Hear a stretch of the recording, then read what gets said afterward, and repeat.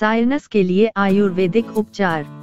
Sinus infection के आयुर्वेद उपचार में ऐसी विधियों को अपनाया जाता है जिससे आपको काफी आराम पहुंचेगा। आयुर्वेदिक उपचार से निश्चित रूप से आपको काफी आराम होगा। तो अगली बार जब आप सोकर उठे और छींक, खांसी व सिर दर्द से परेशान हो तो चिंता न करें। यहाँ हम आपको साइनसाइटिस के कुछ आयुर्वेदिक उपचार के बारे में बता रहे हैं। 1. अणु तेल।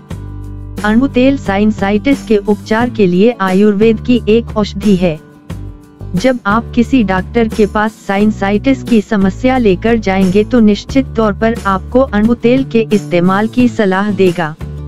यह तेल संकुलन को कम करने के लिए जाना जाता है। नाक बंद हो जाने पर यह तेल काफी असरदार होता है। हालांकि शुरू में कुछ समय आप लगातार छींकेंगे और नाक भी बहेगी, पर कुछ दिन बाद सब कुछ ठीक हो जाएगा। 2. खदीरादी वटी। साइनस इन्फेक्शन के उपचार के लिए जाने पर डॉक्टर आपको खदीरादी वटी के प्रयोग की सलाह भी दे सकते हैं। मुख्य रूप से डॉक्टर जलन को कम करने के लिए इस दवा के सेवन की सलाह देते हैं। इसके अलावा कांचनार, गुग्गुल और व्योषादी वटी का इस्तेमाल भी इसी उद्देश्य के लिए किया जाता है। 3. च्यवनप्राश। आयुर्वेद के उपचार में यह एक सामान्य औषधि है। साइनसाइटिस के आयुर्वेदिक उपचार में भी च्यवनप्राश का इस्तेमाल किया जाता है। इसके जरिए नाक की एलर्जी, शरीर दर्द आदि भी दूर होता है।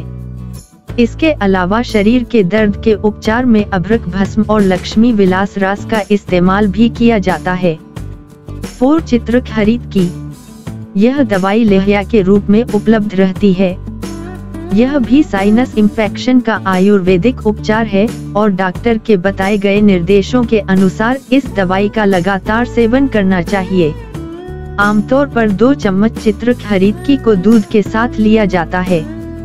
5. जीवनधारा। यह कपूर और मेंथोल का मिश्रण है और इसका इस्तेमाल साइनस इन्फेक्शन के आयुर्वेदिक उपचार में किया जाता है। भांप को सूंघते समय इस दवाई को मिलाया जाता है। अगर 1 हफ्ते तक दिन में 2 बार इसकी सांस लेंगे तो काफी फायदा पहुंचेगा। इससे निश्चित रूप से आपको काफी आराम पहुंचेगा।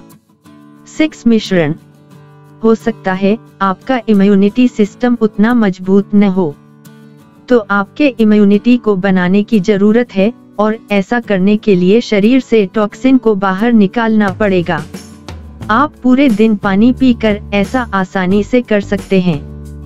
साथ ही आप चाय में पुदीना, लौंग और अदरक मिलाकर अतिरिक्त आराम पा सकते हैं। साथ ही भोजन बनाने के दौरान खाने में हल्दी, काली मिर्च, सौंफ, जीरा, धनिया, अदरक और लहसुन भी मिलाएं। साइनसाइटिस को एक अनुशासित और अच्छे आहार के जरिए दूर किया जा सकता है। बेशक आयुर्वेदिक दवाई भी काम करती है। बेहतर परिणाम के लिए आप इन दवाइयों को कुछ दिनों तक शिद्दत के साथ लें। साइनस की आयुर्वेदिक दवा, जड़ी बूटी और औषधि। विभीत की। विभीत की पाचन, श्वसन, तंत्रिका और उत्सर्जन प्रणाली पर कार्य करती है।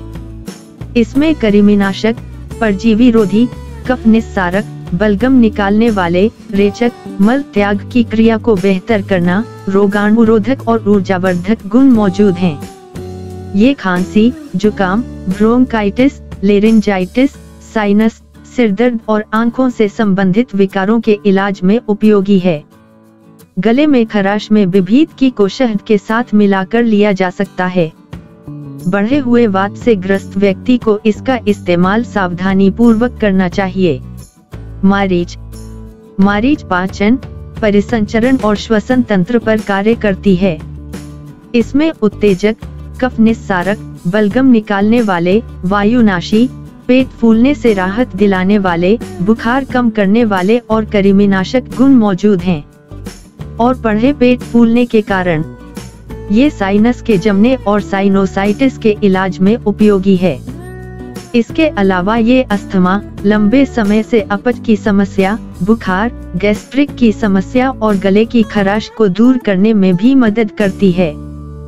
पाचन मार्ग में सूजन और बढ़े हुए पित्त दोष से ग्रस्त व्यक्ति को मरीच का उपयोग सावधानी पूर्वक करना चाहिए।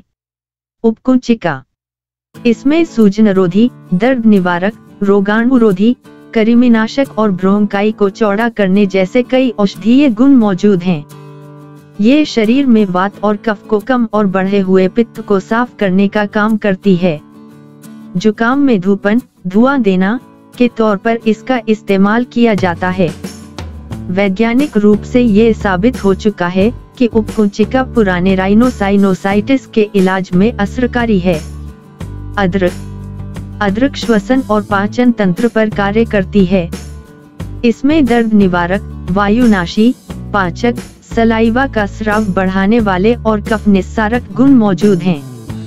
इसमें अनेक औषधीय गुण मौजूद हैं जो कि इसे कई रोगों के इलाज में लाभकारी बनाते हैं। कफ प्रधान रोगों जैसे कि साइनस के इलाज में इसे शहद के साथ इस्तेमाल किया जाता है। पित्त प्रधान दोषों के इलाज में अदरक का इस्तेमाल सावधानी पूर्वक करना चाहिए क्योंकि अदरक के कारण पित्त दोष बढ़ सकता है। हरिद्रा में रोगाणुनाशक, जीवाणुरोधी, सड़न रोकने वाले, एलर्जी से बचाने वाले और चिकित्सीय गुण मौजूद हैं। ये कई तरह के कफ रोगों जैसे साइनस में हिस्टामाइन, एलर्जी के दौरान रिलीज होने वाला रसायन के स्तर को कम करती है। ये साइनस को नियंत्रित करने में भी मदद करती है।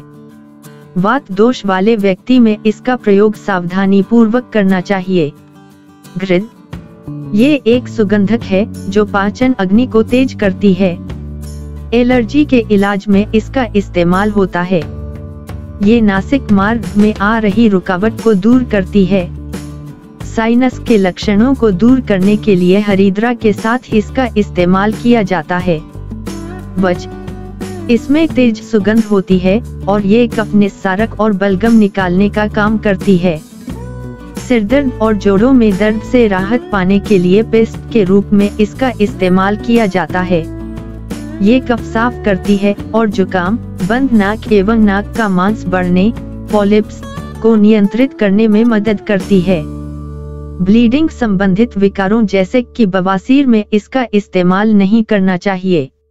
इसके अत्यधिक इस्तेमाल के कारण जी मितलाना, उल्टी, चकत्ते और अन्य पित्त से जुड़ी समस्याएं हो सकती हैं। और पढ़ें चकत्ते क्या है।